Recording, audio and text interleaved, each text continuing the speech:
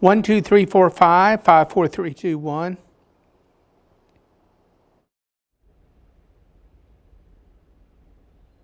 Mic check 1 2 3 4 5 6 7 8 9 10. Check 1 2 3 4 5.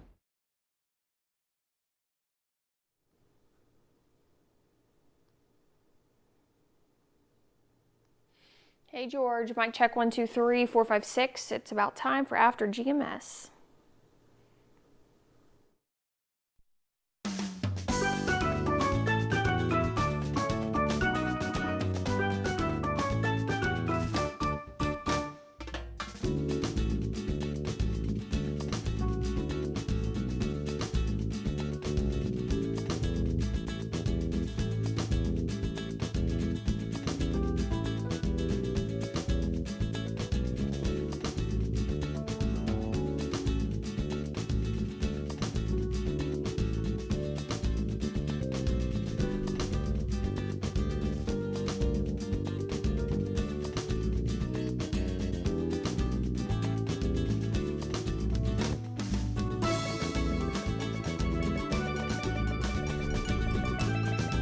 It's on. Hey, mic check. Can you hear me? Can you hear me? Check, check, check, check, check. Thank you.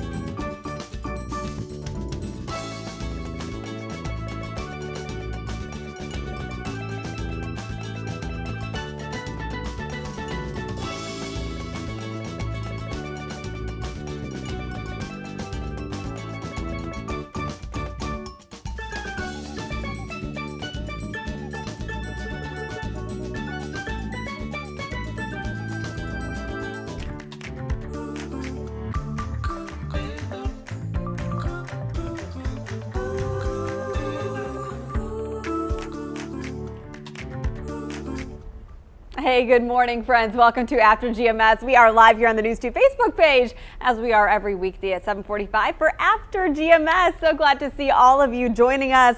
A couple of you have already commented they forgot to turn the heat back on. By they, I think you mean our meteorologist and Mother Nature, who are responsible for this cold snap. I'm Megan Maleris alongside Stacey Spivey, Ed Matthews, and Taran Kirksey. Let's start with the forecast. We are very chilly by April standards. Oh, definitely. We're starting out this morning with temperatures in the 30s. Here's a look at the low temperatures this morning. We dipped down to right around 33 degrees in Greensboro, 36 in Winston-Salem. Thank you for advancing that for me.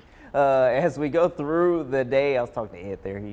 He's listening. He's always looking out for me. We'll see a decent amount of sunshine today, but it's still going to be chilly all day long. We'll have the winds a little bit breezy with high temperatures only making it to 60. When you factor in the wind, it's really going to feel like it's in the 40s, low 50s, probably most of the day. Tomorrow night, or tonight rather, we'll see lows back in the low 30s. Probably see another frost in some spots. High temperatures tomorrow a little warmer, and Saturday is looking kind of wet, especially as we go from the middle to the end of the day. We'll have to watch that system carefully. Right now it just looks like rain showers. The best chance of thunderstorms probably staying to our south, but again, we'll keep an eye on it for you. That moves through, and then after Saturday, we will turn the corner and see our weather improve rapidly. We're in the 70s for highs through Monday and Tuesday. And then by Wednesday, we might try to make a run at 80 degrees. That's a quick look at your forecast. Well, today we will be focusing on that cooler air. That is our second talker. But first, we have to celebrate Earth Day. That is what today is, the 51st anniversary of this international holiday. So, Stacey, that takes us to our first talker. That's right. A new study shows that the use of plastic during the pandemic has really picked up. And so we want to know if you have been using more plastic recently. Go ahead and let us know in the comments as I tell you more about it. So over half of Americans support a plastic bag ban. This new study commissioned by Hydros and conducted by one poll found that 69% of those who live in an area that bans plastic bags support it, while 42% of those who don't say they would support the introduction of one. However, over half of the respondents admitted to using plastic bags more during the pandemic, as well as paper products like paper towels. So I asked you on my Facebook page if you've been using more plastic recently during this pandemic. Wendy says she's been using less because working from home means more meals at home and no packing a lunch. Joan adds, not at all. Joy writes, nope, not me. And Pamela says, not necessarily. So go ahead and let us know if you've been using more plastic during this pandemic in the comment section below. As I mentioned in the Good Morning Show, I don't feel like I've used any more or any less. I am really bad about the plastic water bottles, though. This is something Megan and I were talking about on the Good Morning Show. It's just so convenient. It's so easy. I personally think that they taste better than tap water. I know that's really picky and silly of me, but yeah, I just need to be more careful and I guess aware of my plastic use. However, I do have some reusable plastic baggies that I got at Target that are so easy to use and convenient, and you just put your chips in them, and then after you eat them all, you just clean them out and let them dry. So I try to use those instead of the disposable plastic baggies. Didn't even know they made those. So that is something I'm going to have to look to invest in for sure, because plastic baggies are something I use a ton of. They're just a lot more convenient than putting things in Tupperware, although obviously they are not good for the environment. So yeah, that's a great idea. As far as water goes, definitely am a culprit of the bottled water. It's so easy to grab them on the go, but I did invest in a Brita filter, which we use quite often in our house to fill up water that we just drink with meals, and to fill up water bottles and such that are not the disposable kind. Jessica had a good point. She feels like everybody's really been using more plastic because of all the online shopping we've been doing this year. That's a good point, Taran. I mean, with this influx of packages, not you, of course, because I know you are frugal with your shopping. Your wife perhaps is not, I'm not sure. But yeah, that's a good point. There are so many plastic containers that contain all the stuff you get shipping. Yeah, exactly. You have the little air things that they put in the box that are plastic. Some places when they deliver things, it might just be in a plastic bag if it's one of those delivery services where you order something and they bring it in an hour or two. So yeah, there certainly is a lot of plastic out there, and the thing to keep in mind is plastic just does not degrade quickly, and so you put plastic in a landfill, it's going to be there for many generations, and that certainly is a problem. So I know my wife and I have tried to use more of just like bring our own kind of canvas bags to the grocery store, things of that nature, to try to use less plastic bags. But if we do get the plastic bags, we just reuse them as little trash can liners. So at least we're reusing them once or twice in that case. But we're definitely guilty of using a lot of plastic, so we're trying to crank that down a little bit. I think awareness is half the battle, and that's kind of one of the points of this Earth Day, just to be thinking about how much disposable stuff we use, how we could better those efforts and keep it more eco-friendly. Ed, I mean, something else besides the fact that this plastic is oftentimes sitting in landfills and our oceans is animals can get into it. We've seen what the plastic can do to whales and fish, but also, land mammals too. We've seen those sad viral videos of dogs with, peanut butter cans on their heads because, all this stuff is just lying in our landfills and it's easily accessible for them. Yeah, and I was, just thinking, I guess in my lifetime, the idea of recycling, we've been in a transition. I mean, when I was a younger guy, you never heard anything about recycling, and I learned this, and I would encourage people who don't recycle, get with the program, folks. I look at everything before I chunk it in the trash to see if it has that little arrow label, the triangle of errors on it, to see if it's something that's recyclable. I had to learn it at a young age, and now I recycle everything that on the label says it can be recycled. That's great. Awesome to be conscious of that. Stacy, I know there are several more comments coming in about this, eco-friendly ideas, and also some folks weighing in about their favorite nature spots because it is Earth Day, of course. Yeah, it is Earth Day, exciting day. Joanne says that she recycles all of her plastic bags as trash bags, is what Tran mentioned. That's actually what we do as well. It's, convenient to be able to do that. Jessica does the same. She said, I save all my Walmart bags to reuse. Joe says she got reusable shopping bags and she refuses any plastic bags she gets. I think that it'd be interesting if stores, I feel like if they banned plastic bag use and they didn't give them out anymore. I have so many of those reusable shopping bags that I would almost be forced to take them and use them at the grocery store. And I just think that it would be, a better solution than having all the plastic bags out there. That's just my thought. And then I think it was Jessica. She said, I think it was her. There, yeah. She said, got a few big dogs. We also use them to clean up after outside time.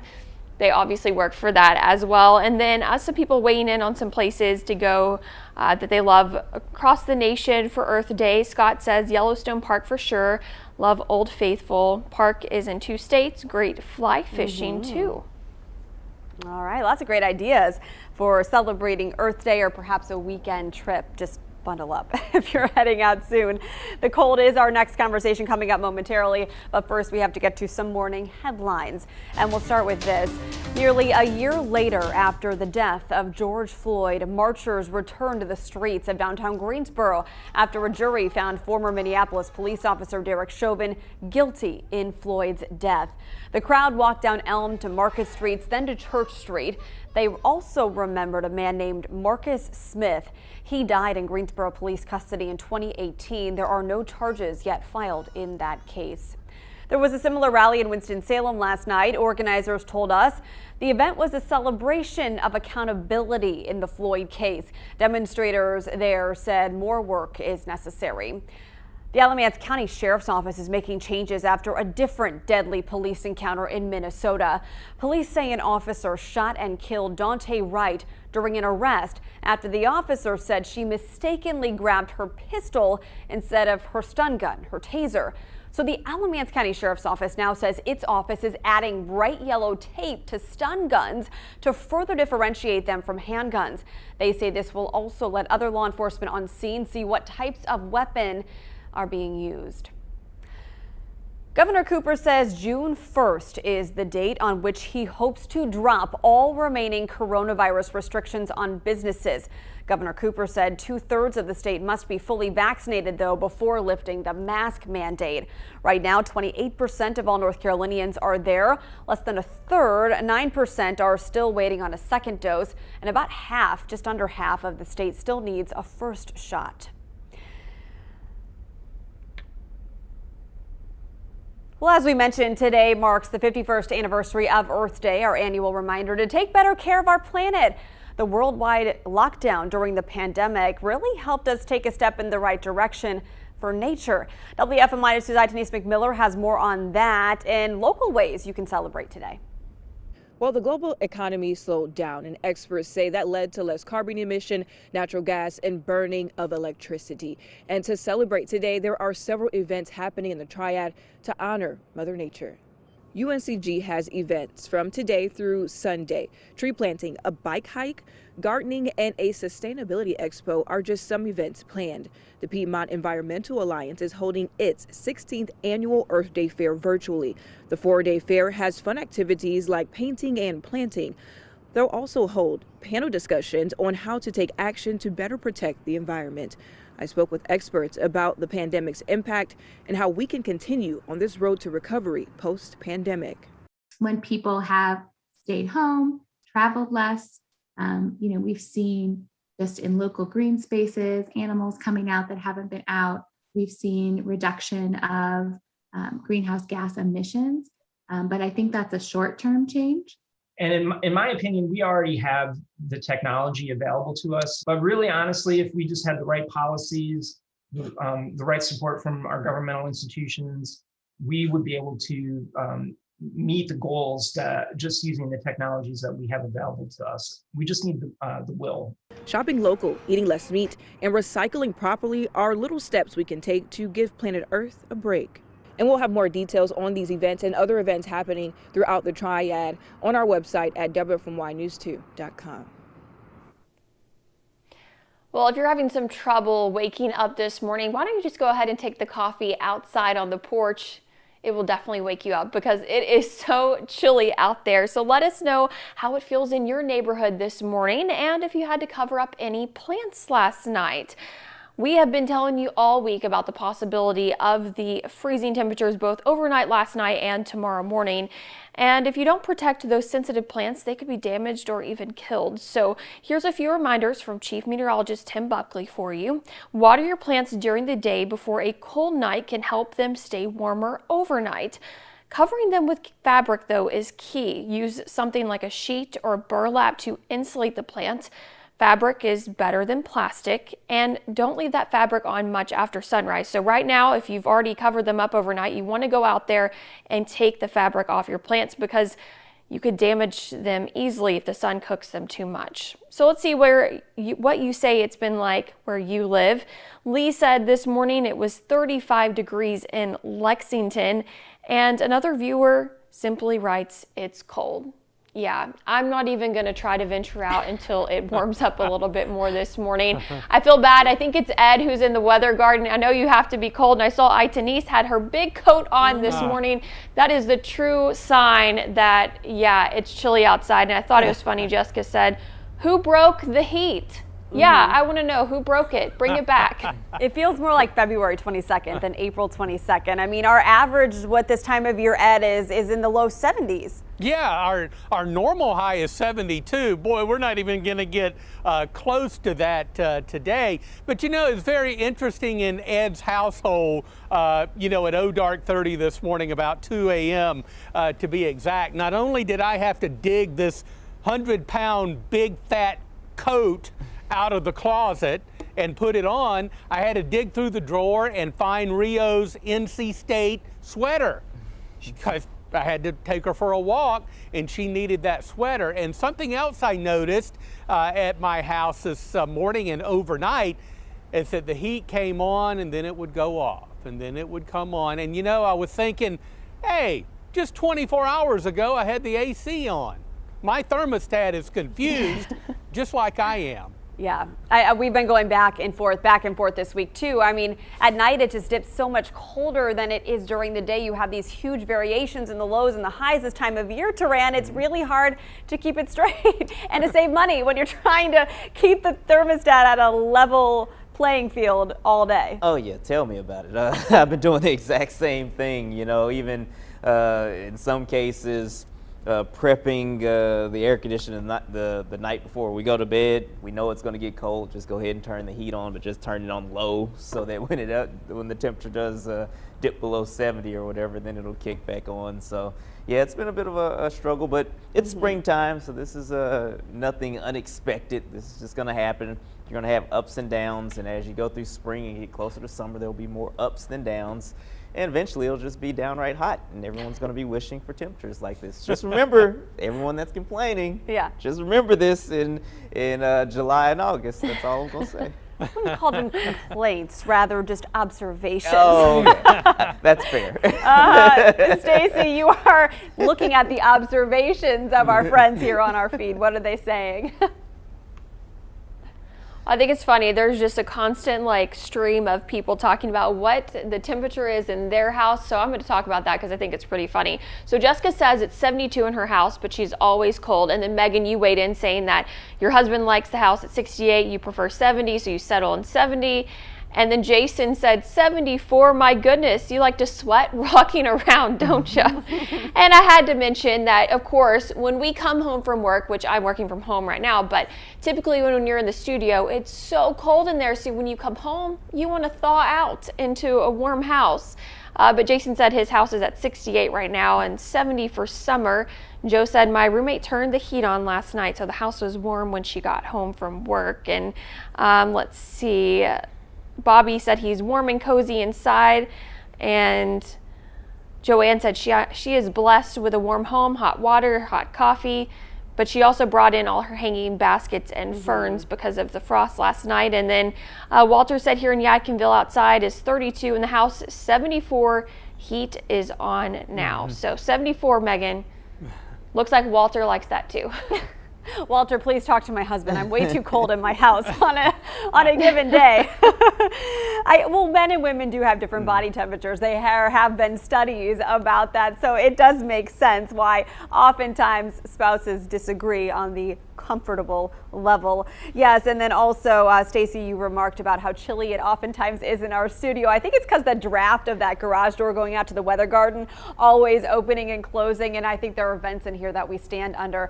Joe remarked that I had my sweater on earlier. I should have kept it on in here. She said, just think warm thoughts. So I'm dreaming of a beach in mid-July. Toasty warm. That sounds nice. All right, well, there is some nice weather in our forecast, so let's close out with a look at that 7-day. Yes, indeed. A few scattered high clouds showing up above this morning. That's the reason we're calling it mostly sunny. There'll be a lot of sun, but some high-level clouds may streak in. Upper 50s to near 60 today. The winds will be up a little bit, may gust up about 10 to 20. That'll make it feel chillier than those upper 50s to near 60. Another frosty night tonight. If you uncover the plants, and please do, if you don't, they're going to roast with the sun that we'll have today. Cover them back up tonight and bring the potted plants back in, because we're going to go right back to right around freezing by tomorrow morning.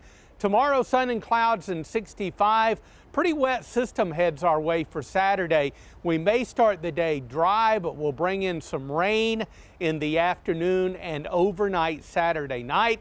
It looks as though we're going to be able to save Sunday as the sky clears. We're back up near 70. And look at early next week. Boy, low 70s there by Monday, and by Wednesday, we may be flirting with 80-degree weather again in the Piedmont. All right, we are looking forward to that. Summer lovers, our time is coming. It is 8:04. Thanks so much for joining us here on After GMS. We do this every weekday at 7:45. Get out there and get to it. Have a nice day.